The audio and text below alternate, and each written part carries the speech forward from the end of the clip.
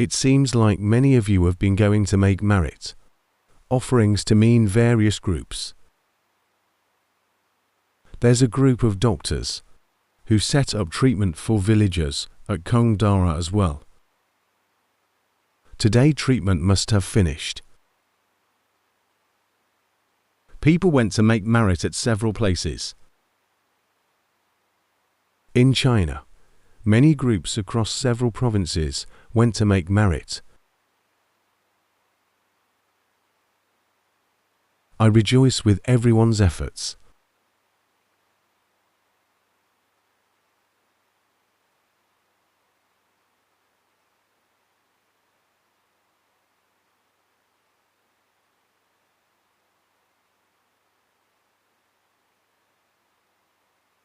Today, Mother Nooch went to give a sermon at Bonjit Sabari. Those who are in Bangkok can go listen there. There won't be any homework checking here.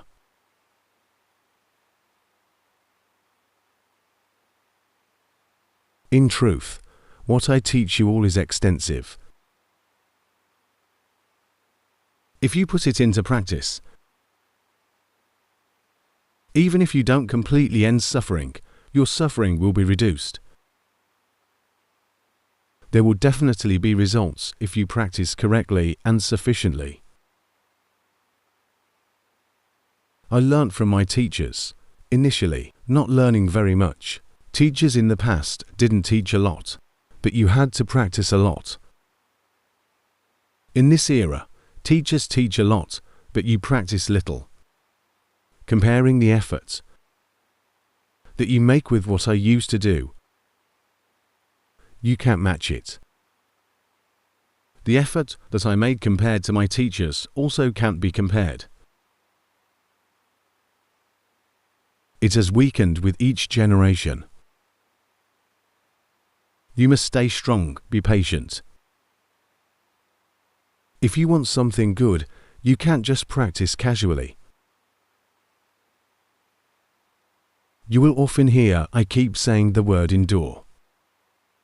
People of this era have low endurance, are very weak, extremely weak. They cannot fight against defilements.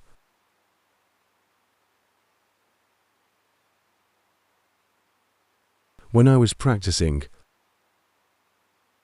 at one point, I saw that the mind was covered by something. The thing that covered it was both sticky, thick, dense, and hot. Not good at all. It's like you are imprisoned in a narrow place. Upon seeing this, the mind immediately thought, "You were truly born in prison, but you have never seen it." Through meditation, you came to know that you were born in prison. Living in prison, you thought you were great, like a godfather in prison. You thought you were good, special. In truth, you were prisoners being confined. The thing that covers it is sticky, thick, dense, and heavy. Finding a way to destroy it, it cannot be destroyed. It is very strong. It is like a strong wall. A wall without substance that cannot be seen. Thinking of others, it's all the same. In my mind, I thought, I was born in prison, I live in prison.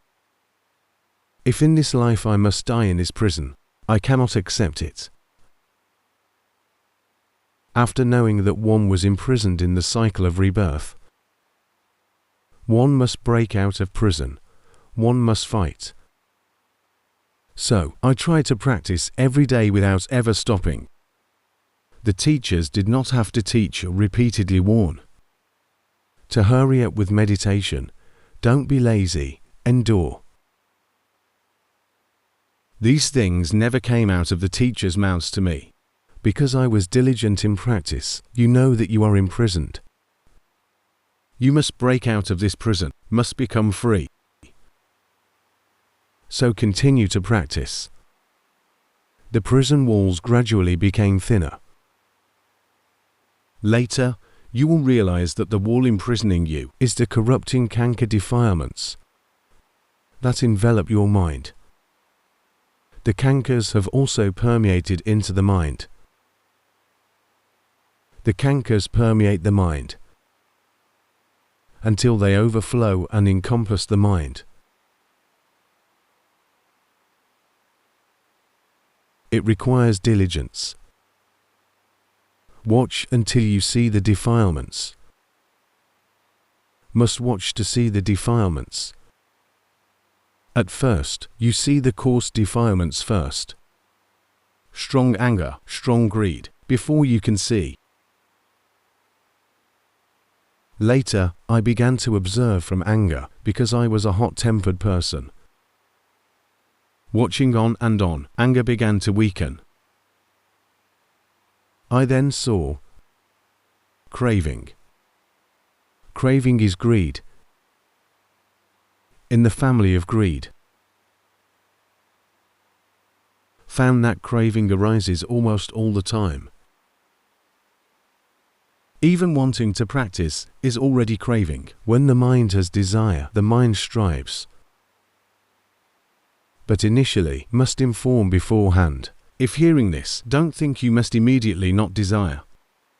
At first, it's fine to desire first, then be diligent in practice. Practice until it becomes automatic. Practice without needing desire. Before the mind can meditate to that automatic level, it must rely on desire first. This desire is politely called aspiration, not called craving. So keep enduring, gradually learn. At first, only see coarse things. Practicing continuously, you see more and more subtle things. There was once when I went to practice. At that time, Luang Pu Dun was no longer there. I went to practice at the temple in front of the prison. In the morning, the monks ate their meal. I had already finished eating. So I walked around looking. In the whole temple, there was only one tree called Cradon tree. I don't know if it was a somtal tree or not. It's called a Cradon tree, and it had leaves. In Soaring province during the hot season, the water in the pond was only as much as a small cartwheel, very little. There were many fish, couldn't be eaten anymore. It was barren everywhere. Drinking water had to be found elsewhere. Seeing trees, there was one tree with a bamboo bed beneath it. I thought in my mind, today I will practice here. Sitting sometimes, walking sometimes, at this Cradon tree. Just thinking this.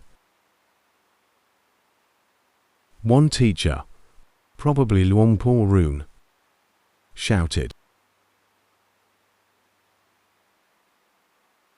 "Pramote! Wanting to practice is already wrong. Speaking like this." I was startled. How is wanting to practice wrong? Observing, it was practicing with greed. Actually, it wasn't wanting to practice, but wanting the results of practice. If one could attain without practicing, that would be good. Achieving enlightenment just like that. What you want is the result. You don't want to create the cause, but you must endure and create the cause, because you want the result. Therefore, initially you must desire first. But desiring without knowing, you keep satisfying the desire. Mindfulness and wisdom never mature. But when prompted, wanting to practice is already wrong. Then I saw it. Oh, my meditation was done with desire. There was craving dominating. It's wrong in that being dominated by craving and not seeing it. If dominated by craving but seeing it, it's fine. Knowing the mind that desires is the practice. From then on, hearing just one sentence, Pramote, wanting to practice, is already wrong. I meditated with more subtlety, constantly knowing the mind that desires. Watching for not long, I walked wrongly again. When knowing that the mind wants to practice, I didn't satisfy the desire, didn't practice. My meditation deteriorated. In the end, I grasped the principle. In any case, one must practice first. Right or wrong, good or bad. Just do it first. Have entrance, then gradually learn what is wrong. If at the beginning you say, if you want to practice, then you shouldn't practice, because practicing satisfies desire, then this is wisdom getting ahead of itself. It's foolish wisdom, not real wisdom. Foolish wisdom takes the side of defilements. Therefore, if knowing that one wants to practice, go ahead and practice. But practice knowing that right now there is desire. When the desire ceases, you continue your practice.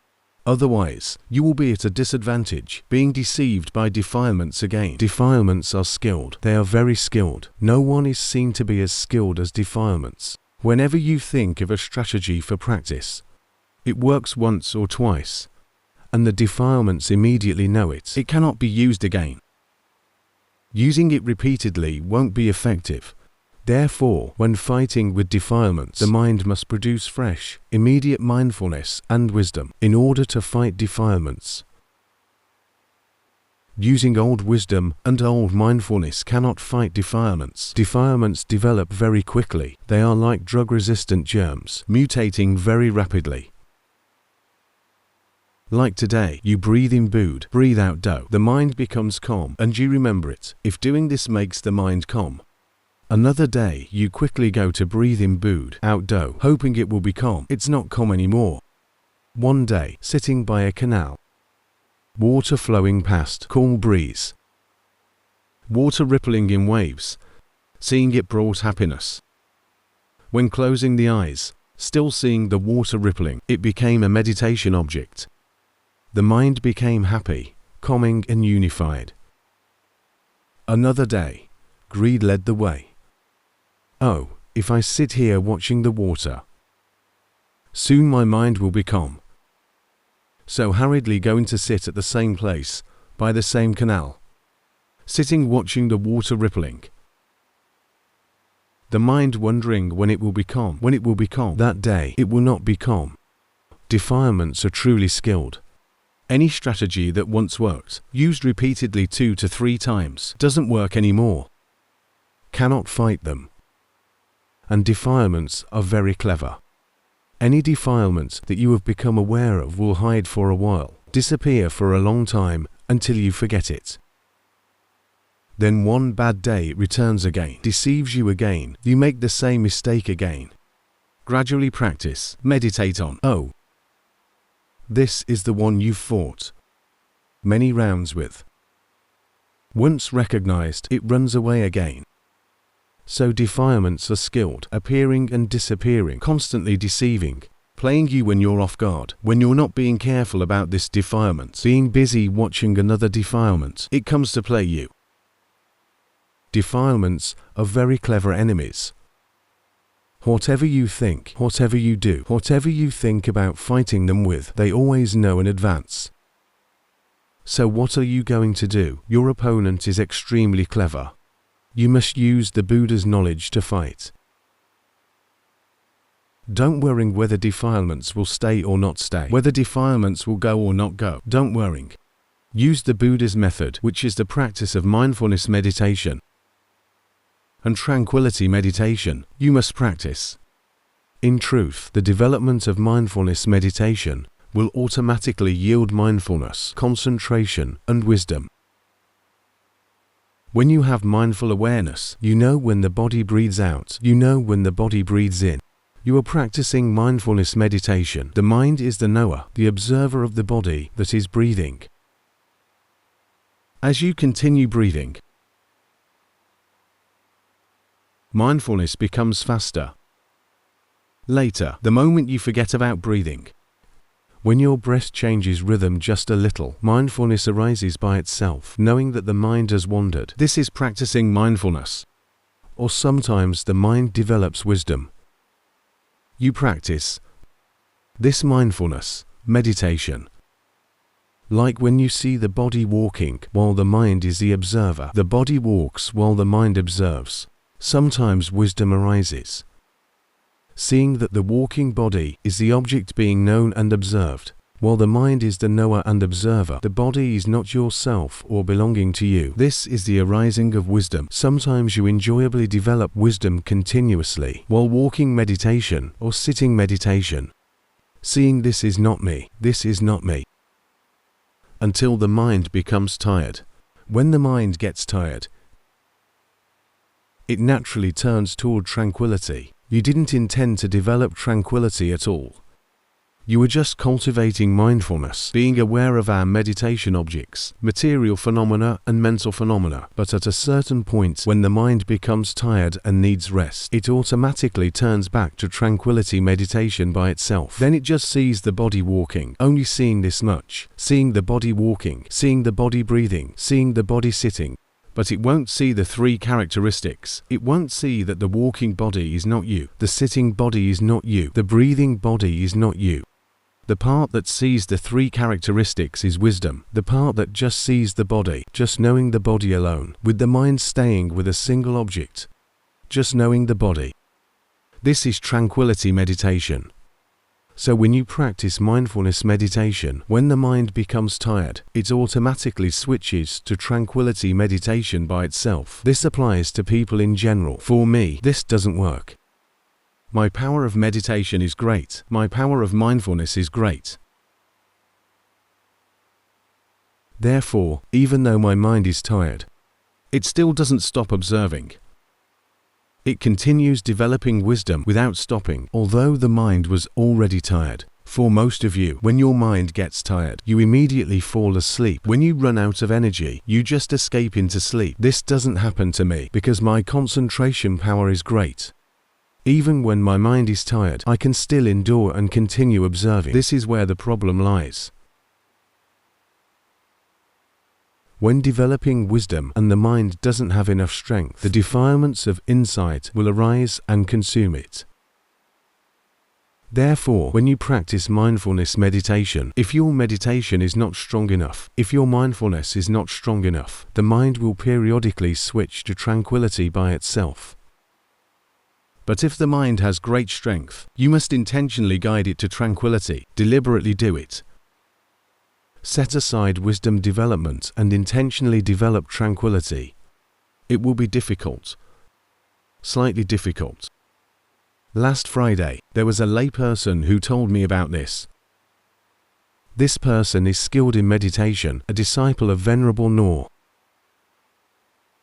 He meditates on the breath for just a short while and his mind becomes unified. Abandoning initial application, abandoning sustained application, abandoning joy, abandoning happiness, and entering equanimity. Then he just stays there, not willing to develop wisdom. This is a mind that is attached to meditation. Therefore, if the mind is attached to meditation, you must stimulate it to come out and develop wisdom. At first, it's difficult. After developing wisdom for just a little while, it escapes back to tranquility again. So you must be patient in developing wisdom. Conversely, once you become skilled at developing wisdom. This is the same layperson I mentioned after I corrected him, telling him to withdraw from meditation and just observe the body, to direct the mind to break the body into small pieces, to break bones into sections, to pull them apart piece by piece, and then have everything dissolve completely. When he was able to do this, it is tranquility meditation, a form of tranquility meditation, but a different kind of tranquility meditation that uses form as its object. It's not like doing mindfulness of breathing until reaching the highest level of tranquility, reaching the 8th absorption or something like that, and then being lazy, just staying there. When he came out to contemplate the body, tearing apart flesh, skin and bones, his mind also became unified, but in a different way. It unified with knowing, wakefulness, and delightfulness. not unifying into a lazy, quiet sleep-like state. So even mind unification is not the same. There are many different types and characteristics. Doing it this way has this result. Doing it that way has that result. Practice lazily without doing anything, just observing passively, and the mind will escape into sleep. If practiced diligently, dissecting flesh and skin like this, contemplating the body, the mind unifies. After contemplating for a period, the mind unifies. Why does his mind unify so easily? Because he has a lot of meditation. After contemplating the body for not long, the mind unifies. But this time, the mind doesn't unify so deeply that there's no awareness of anything, with only a tiny bit of feeling remaining. It's not like that anymore. It unifies, but it's as if it doesn't unify completely. One could say it doesn't unify like before. At most, it unifies to access concentration.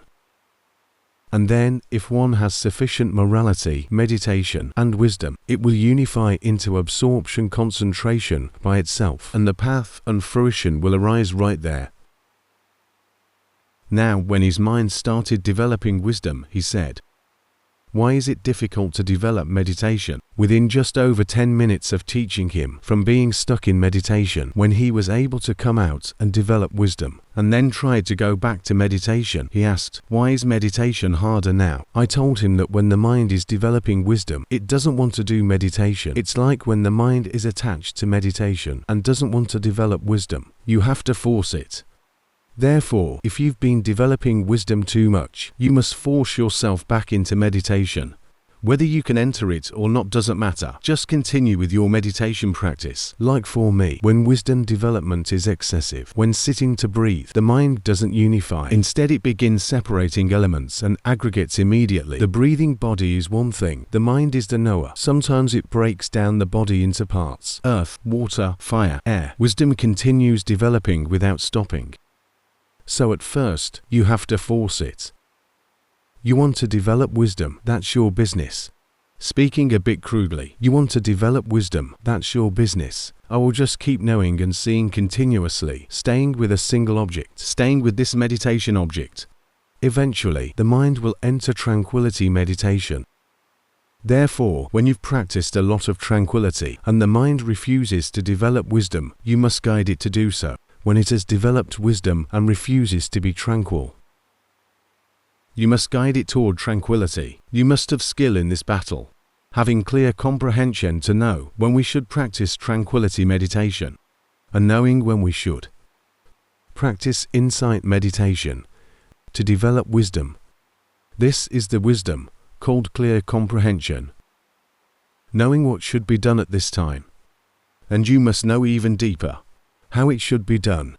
You must know this, and then act without delusion, without forgetting, without losing mindfulness. This is the matter of clear comprehension.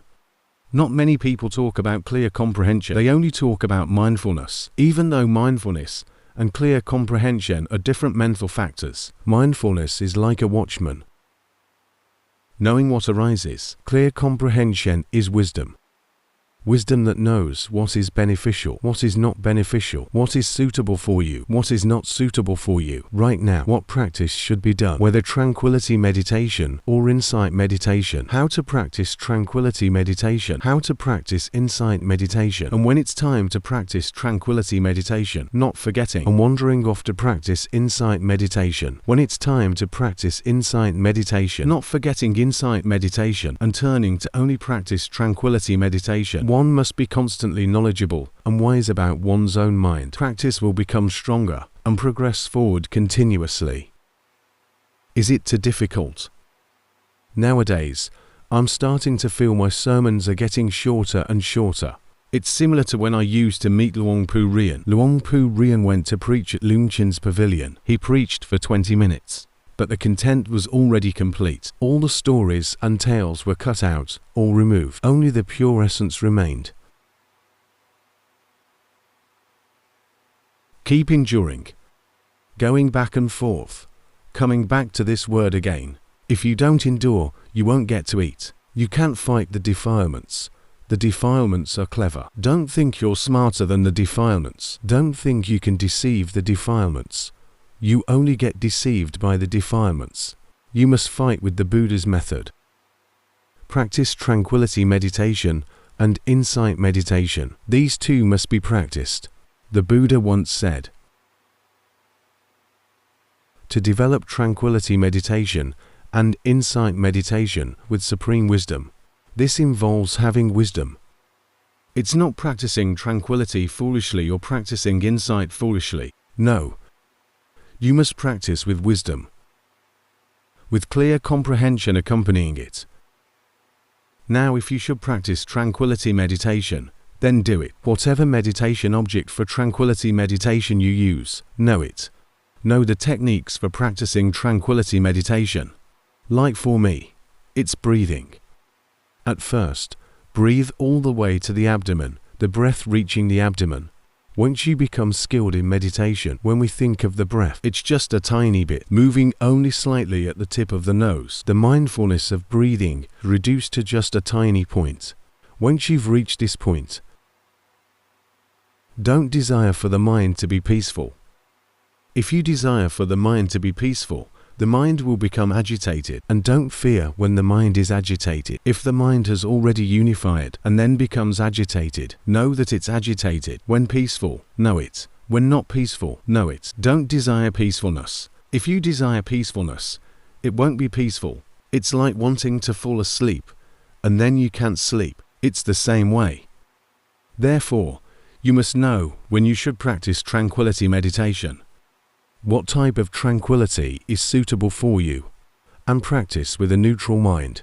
Whether peaceful or not peaceful, never mind. In a moment, it will become peaceful. But if you desire peacefulness, it won't be peaceful. Or now, if it's time to practice insight meditation, having the wisdom to know that now the mind has strength, is a stable observer, and it's time to practice insight, then you must practice insight. You know what kind of meditation object is suitable for you. Whether to use the body, use feelings, cultivate contemplation of the mind to observe wholesome and unwholesome states, or move on to contemplation of dhammas.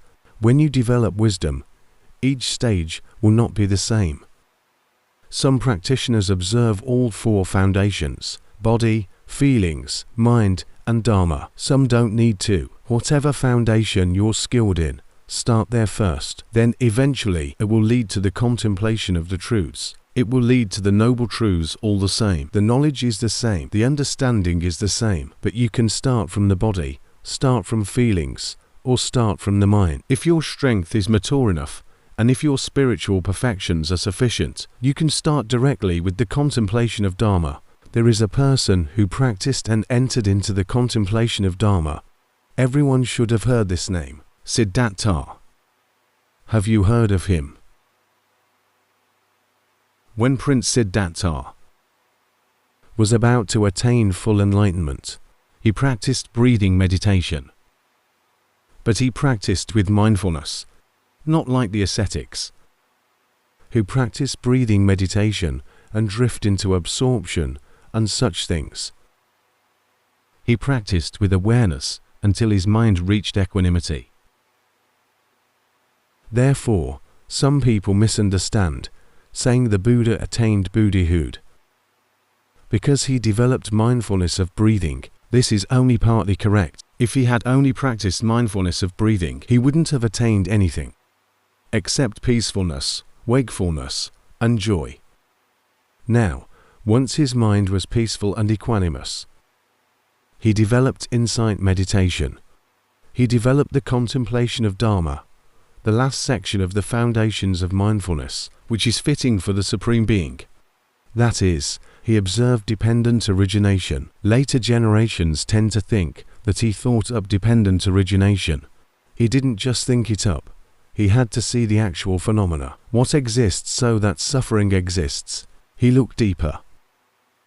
Birth exists, so suffering exists. What is called birth? The acquisition of sense bases: eye, ear, nose, tongue, body, mind. This is called birth. He didn't think it, but saw it. Birth is the hardest to see and the hardest to abandon. The final aspect is when the mind grasps the mind. The mind grasps the eye, ear, nose, tongue, or body. This is easy to see and easy to let go of. But where the mind grasps the mind, clinging to the heart, clinging to the mind, this is difficult to let go of. This is birth. When the mind grasps the mind, that is birth. Then he continued to observe. What exists so that birth exists, becoming exists, so birth exists. He saw the state of becoming. It's not thinking it up. Just thinking cannot defeat the defilements. It would only serve the defilements, making the self even more intensified. Some of you who meditate see the mind stuck in becoming. The mind goes in and creates becoming, then stays in that becoming, unable to come out. And sometimes it thinks it's even skillful. It's a becoming with strong views and conceit. Becoming has many forms. Becoming that is attached to sensuality. Becoming in form realms and formless realms. There are many types. The mind creates becoming. There is becoming because there is clinging. Clinging has 4 types. Clinging to sensuality. Clinging to views. Those obsessed with self cling to views and create becoming. Oh, I'm so skilled. I'm great. I'm number one. No one can compare to me. Then becoming arises. Birth arises. Suffering arises. Those obsessed with self have no happiness. Like studying the Dharma and just using it to argue, not for discourse. Discussing Dharma is auspicious, but using Dharma to quarrel to show that I'm skilled is inauspicious. Taking something high and making it impure. He saw clinging to views. If one clings to thoughts and opinions, it creates becoming. There is clinging to the doctrine of self, clinging to the doctrine that there is a self, there is a being. There is clinging to rules and practices, clinging that practice must be done this way, must be done that way, practicing foolishly and blindly, observing precepts blindly, undertaking vows blindly, such as thinking one must eat vegetarian food to attain enlightenment easily. This is attachment to rules and rituals. Undertaking vows blindly.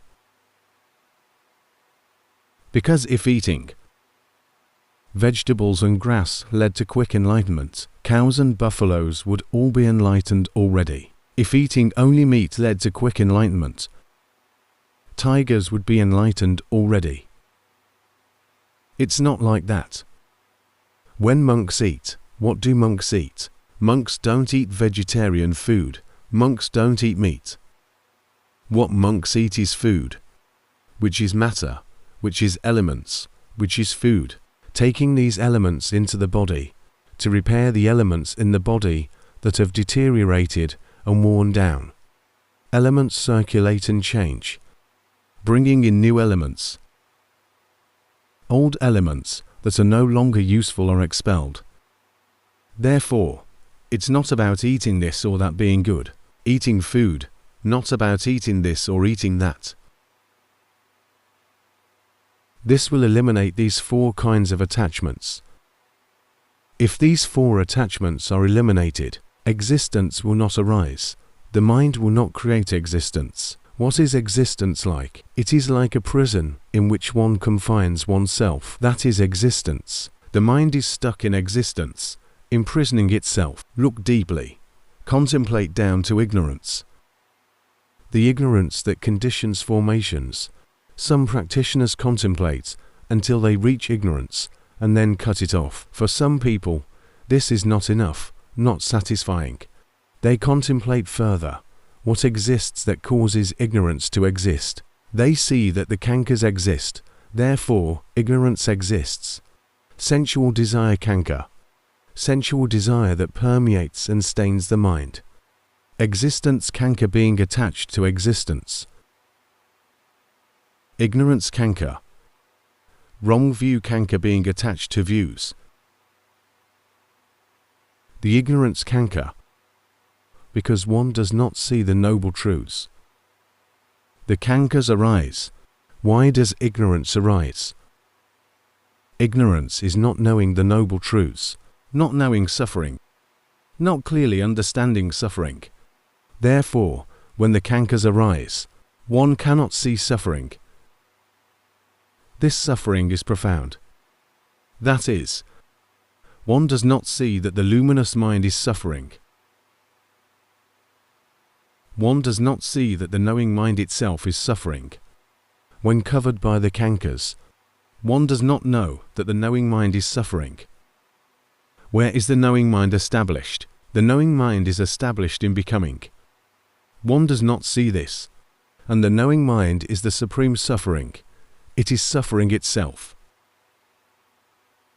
Whenever one clearly understands suffering, patiently practicing meditation according to the principles of the foundations of mindfulness, practicing tranquility meditation and insight meditation, on the day that one clearly understands the mass of suffering, the cankas will be destroyed, shattered, and dissolved. Therefore, what is the condition for the cankas? Ignorance is a condition for the cankas, and the cankas are a condition for ignorance. They nourish each other. To break this cycle, one must develop tranquility meditation and insight meditation with supreme wisdom. It sounds difficult. One must endure. You see, it comes back to this point again. I am skilled. I am skilled. This won't feed you. I don't see anyone who is truly skilled. If they were skilled, they wouldn't suffer. They would have gone beyond suffering already if they were skilled. Now I can see them struggling and bustling about, like ants, like a swarm of ants. When the teacher monks look at you, you're like ants in a pan, and the person with the pan doesn't see that there are ants in it. They put the pan on the fire, and the ants run around frantically, desperately scrambling to escape. In truth, you are immersed in the mass of suffering. You are being scorched by the fires of lust, hatred, and delusion. Don't be complacent. The opportunity to escape from this pan, this existence, is not easy, without the Dharma of the Buddha to guide you. You cannot go, unless you yourselves become a Buddha, or a silent Buddha. Some aspire to the Buddha state, accumulating perfections to become a Buddha. The teachers tell us that Luang Pu Dun aimed for the Buddha state. Then, as he continued to practice, he grew weary of the cycle of rebirth. He knew the method to exit the cycle of rebirth, which are tranquility meditation and insight meditation, so he abandoned it. He no longer wanted the Buddha state. The teacher whom I met, Luang Pu Dun, did not aspire to be a Buddha. He aspired to be a silent Buddha. He developed perfections to become a silent Buddha. Therefore, his perfections were abundant. A silent Buddha's perfections are greater than those of a chief disciple, but Luang Pu Dun's perfections were not yet complete. When he met Luang Pu Dun, he gave up that aspiration and began practicing meditation for the end of suffering. When one sees suffering clearly, one no longer wants it. So better to give it up. Endure.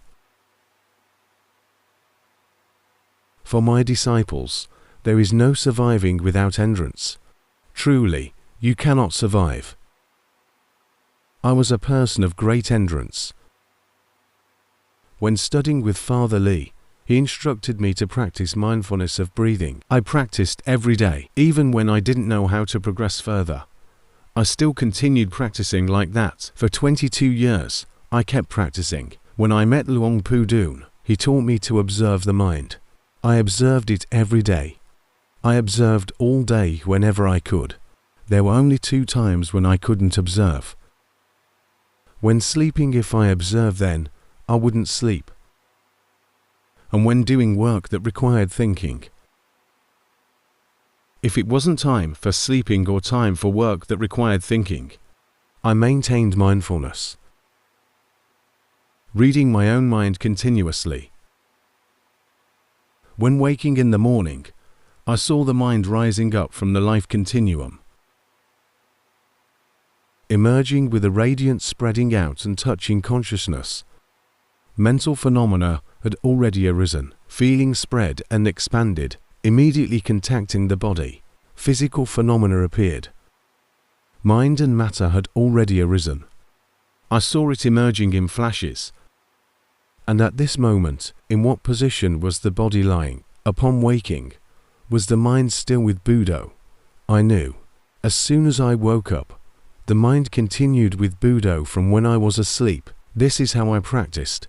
I wasn't just playing around. Upon waking, what position was the body in? I knew. I didn't just wake up and stretch this way and that. Upon waking, I knew what position the body was in and only stretched afterward. I got up and sat, walked to wash my face and bathe. I saw the body walking, or saw the mind working, remembering, today I need to go to work. I had karmic results at work. I encountered a boss who caused me to have karmic results. My boss would repeatedly review things, having me redo a single task dozens of times without finishing. As soon as I thought of it, my mind became bored. I noticed the boredom. Then I went to bathe to relieve myself. While relieving myself, I also meditated, continuously reading my mind and heart. Today elimination is quick, smooth, and comfortable. Today I can't eliminate, and I have to go to work. Traffic in old Bangkok was terribly congested. There was no sky train. When I was young, there was an electric train, the tram, but they discontinued it. Now they've built new trams. But the tracks are elevated, not cluttering the streets. I saw this. For traveling, the roads are completely packed. The vehicles were stuck, crowded. I felt uncomfortable, and I knew it. I stood waiting for the bus at the bus stop. The bus didn't come. There were many people. I felt uncomfortable, afraid of being late for work, and I knew it. When an empty bus came, I was happy, and I knew it. When an empty bus wouldn't stop, I got angry, and I knew it. I kept knowing like this continuously. There was a time when my mind was developing wisdom. It wouldn't rest at all. I saw the mind stirring continuously, day and night, for a month without stopping.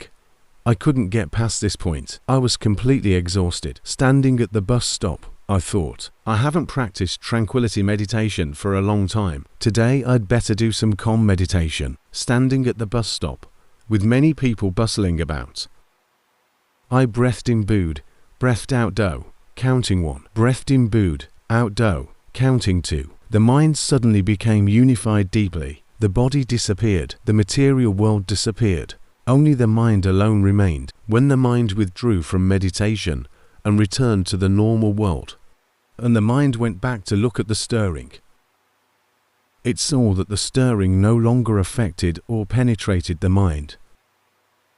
The stirring continued on its own, but the mind was not concerned because the mind was powerful. The mind had withdrawn and was no longer involved. If one observes the stirring for a long time and the mind has no strength, the mind will sink down. The mind will suffer greatly, tired, day and night. Even while sleeping, there is still stirring. You see, at the bus stop, I meditated. In the toilet, I also meditated. There were no exceptions, saying at this time, no need to meditate. There were no excuses. When my father was about to die, I went to stand and watch. When he died, I felt joyful. Rather than being sorrowful, my mind was joyful.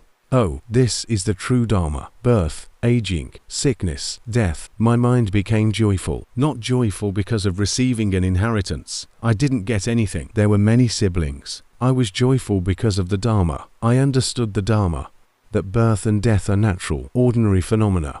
You see, even when visiting the sick, it was Dharma. Attending a funeral was Dharma. Everything was Dharma. Even standing to urinate was Dharma.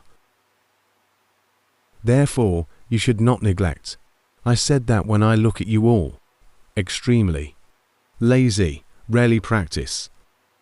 For this, there is an old saying that goes, making merit for face, meditation to avoid death. Making merit for face means that when people can see, then one makes merit to gain face and status. Meditation to avoid death means that normally one doesn't meditate. When boarding an airplane and turbulence comes, making the plane rock, then oh, Budo, Budo, Budo. Oh, now they meditate. Don't practice like that. Practice all the time. If you can practice all the time, except when sleeping and when working, then the path, fruition, and nibbana are not far away. What you do are tranquility meditation and insight meditation. As for morality, you must observe the 5 precepts as your foundation. Don't let them be broken or deficient. Today I've taught you this much. Was it too difficult? Look enthusiastic. Keep fighting. It must be like this. The type, Luang Pu, I feel discouraged. Well, be discouraged. Don't bother with me. I don't like cowardly or weak people. A practitioner is a warrior. This war is not an ordinary war. It's a war to eliminate rebirth. Not a war of genocide.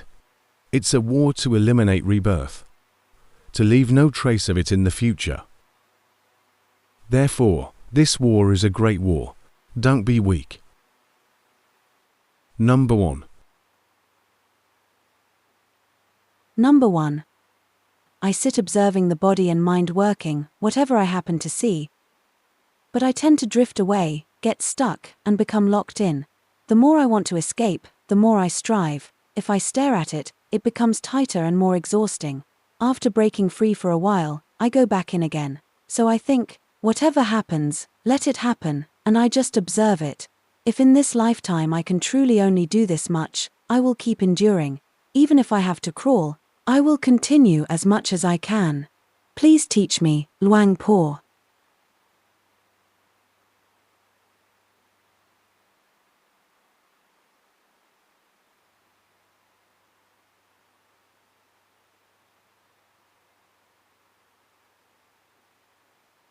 Endure.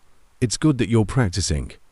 But your mind is not entering the foundation right now. Can you see that? If you can see it, that's fine. Don't force it to enter. When the mind doesn't enter the foundation, know that it's not entering. Just continue with our meditation practice. Eventually, it will enter by itself. If you want it to enter, it won't enter. Keep enduring. That's good. And when the mind becomes clouded, be aware of it. When cloudiness intrudes into the mind, just know it. Whatever intrudes, just know it. Keep enduring is good. This life is suffering. Do you feel that? There is only suffering. No need to cry. If you cry, observe the body crying, while the mind is the observer. In your meditation, you don't pretend. If the mind suffers, know that it suffers. If it wants to cry, if it experiences rapture, whatever happens, that's its business. Don't force, don't resist. But if the mind wants to do something unwholesome, don't follow it. If you want to curse at someone, and you say don't force yourself, so you curse, that's not acceptable. Keep practicing. Keep practicing. Life has nothing else except suffering. Everyone suffers. It's not just you suffering alone. If you see correctly, you will know that in this world, there is no one who is truly happy. Everyone suffers. That's why we call everyone fellow sufferers. Everyone suffers the same. It's not just you suffering alone. Keep observing deeply. And why should we suffer forever? We must find a way to end suffering. Make offerings, maintain moral precepts, practice meditation. This will gradually bring you closer to the end of suffering. Number 2. Number 2. I practice in a formal way by sitting in meditation for 30 minutes daily. In daily life, sometimes I can be very aware, sometimes I get lost for long periods. I see the intention behind speaking. I understand that what I'm doing is correct. Please advise me on methods for developing wisdom, Luang Pu. You're still trying to make your mind still. Can you see that? Right now, you're conditioning the mind to be still. Do you feel it? This state of mind is not ordinary. This mind is tight and heavy. With a mind like this, you cannot yet develop wisdom. Don't rush to develop it. Practice meditation correctly first. Smile sweetly. See the body smiling. Nod your head. Turn left and right. You're being too intentional. Turn with a normal mind. We must practice until our mind returns to its original state, a normal mind, a radiant mind. With a mind like this, wisdom cannot develop. It's dull. Therefore, from now on, be aware when the body moves. Be aware when the body moves, until you break free from what you're stuck on. What you're stuck on makes you tight. If you're still tight, don't try to develop wisdom yet. Your meditation is not yet sufficient. Number 3.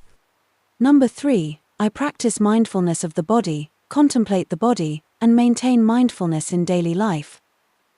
I also practice mindfulness of breathing. The basic nature of my mind does not favor developing wisdom. In my current practice, are there any points that need improvement? Your mind is still agitated. Can you see that? When the mind is scattered, cultivate tranquility, recite Buddha, or whatever. Just keep doing it. Once peaceful, don't remain idle. Come out and observe the body displaying the 3 characteristics. When observing the mind, you observe impermanence, suffering, and non-self. When you observe the body, you observe 4 truths. It is impure, impermanent, suffering, and non-self. You can observe from the perspective of impurity. The mind will suppress sensual desire, which is tranquility meditation. Then the mind breaks free from sensual desire. The mind becomes peaceful and strong, and then you can observe the 3 characteristics of the body. Breathe and be aware. Breathe and be aware. Don't intentionally try to be aware, just breathe. See the body breathing. The mind is just the one who is aware.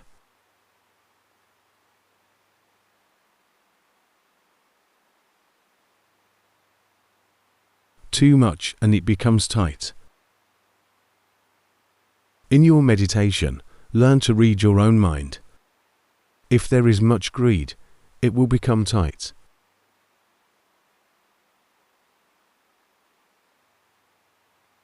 That's working well. Be self-aware. If the mind has strength at this point without intention, you can now develop wisdom. Lead it out to contemplate the body. Don't look directly at the mind itself. It will become lazy. It will not want to develop wisdom.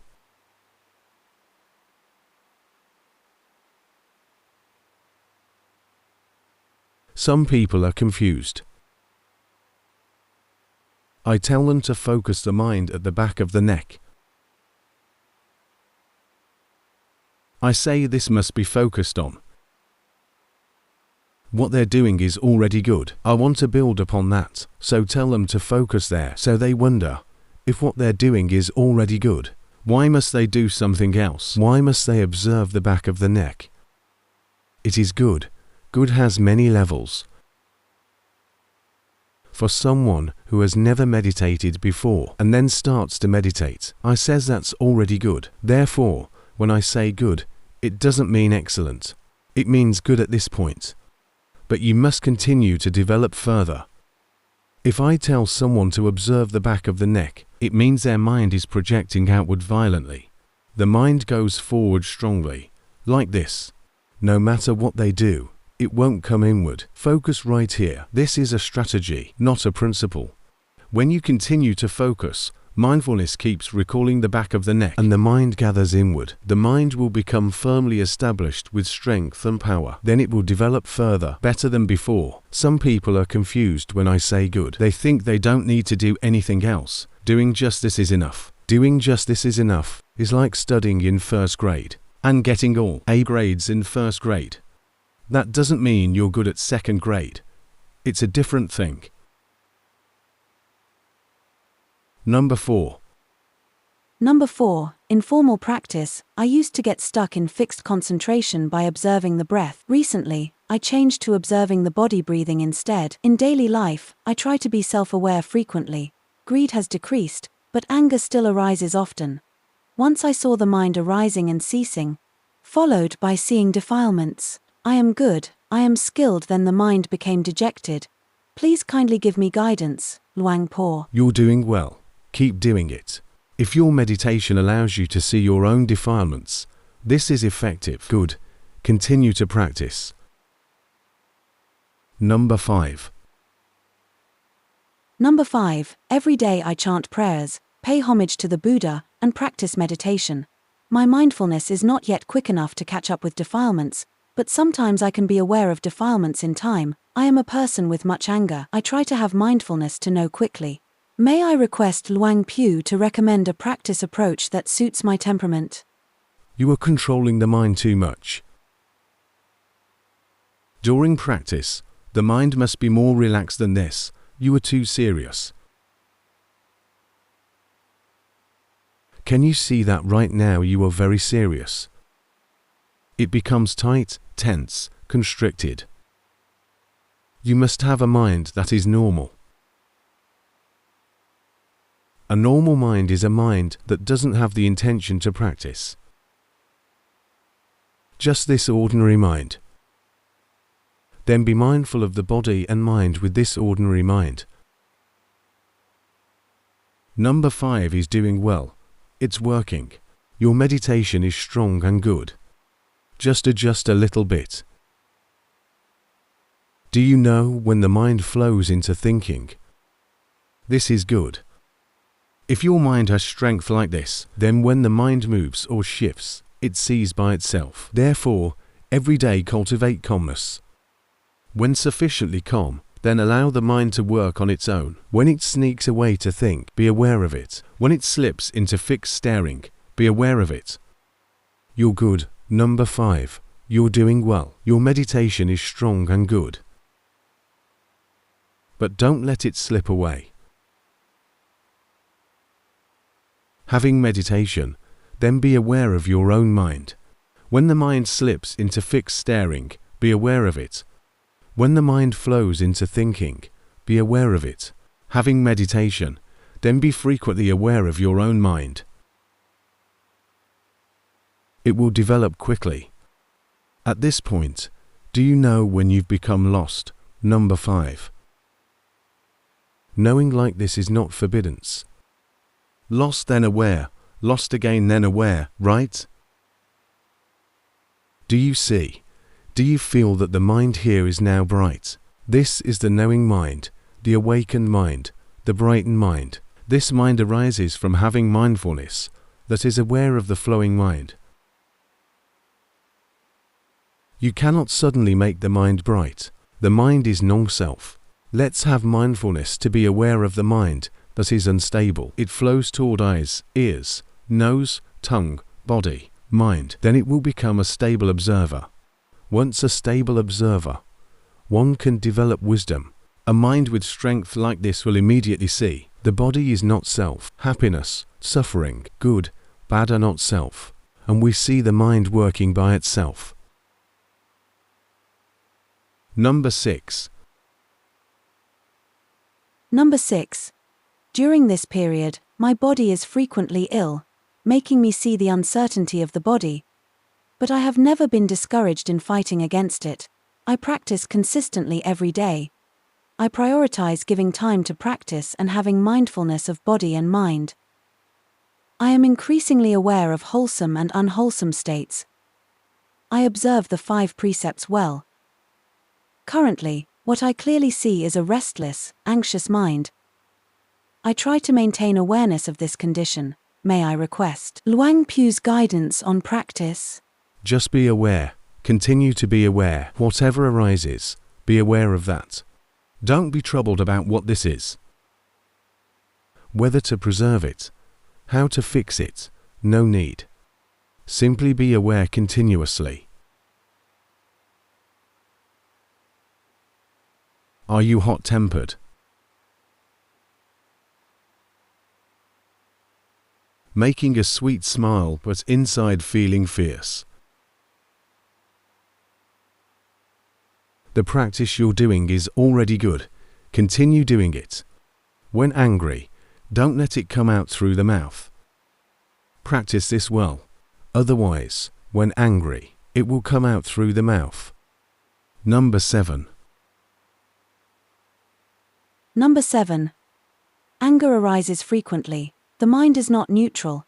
There is suffering in the mind. Once, perception ceased while driving. It happened in the form of seeing the mind and the world separate for a brief moment. The mind wandered and saw other people's minds, saw a vision that I was a dog playing happily.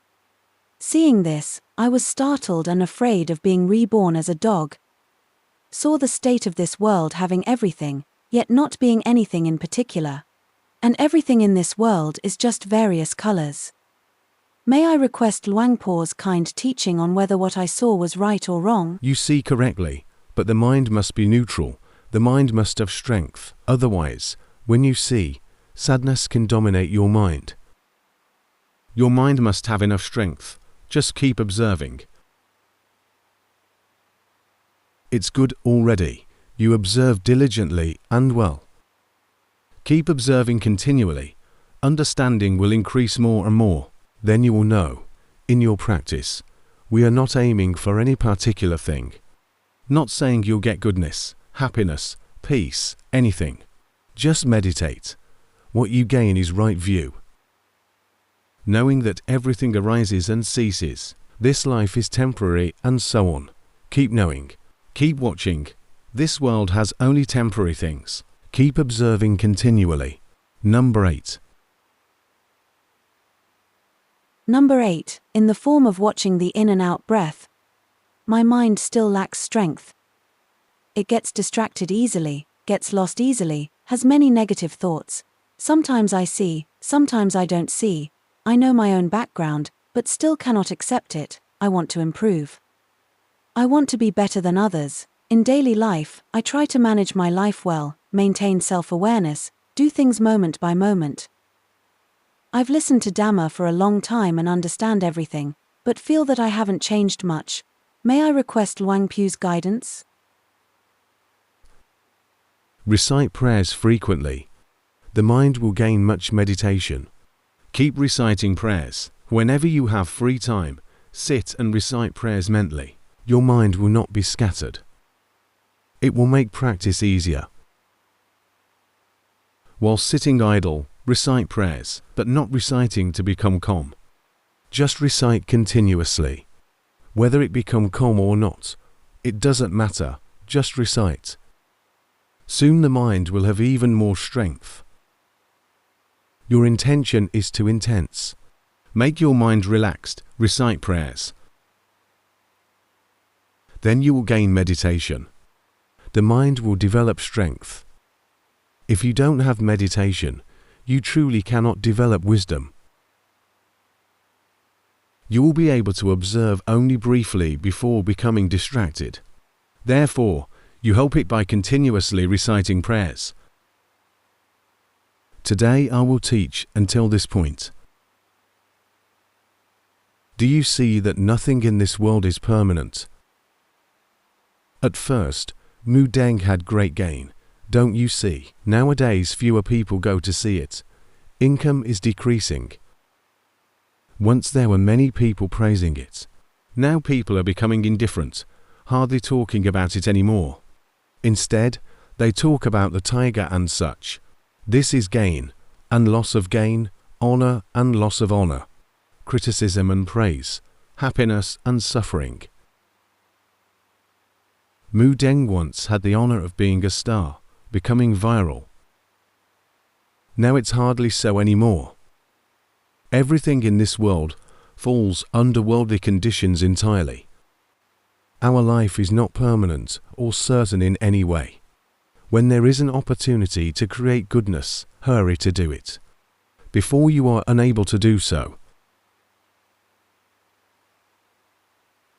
If you cannot cross to the other shore today, then walk closer to the shore.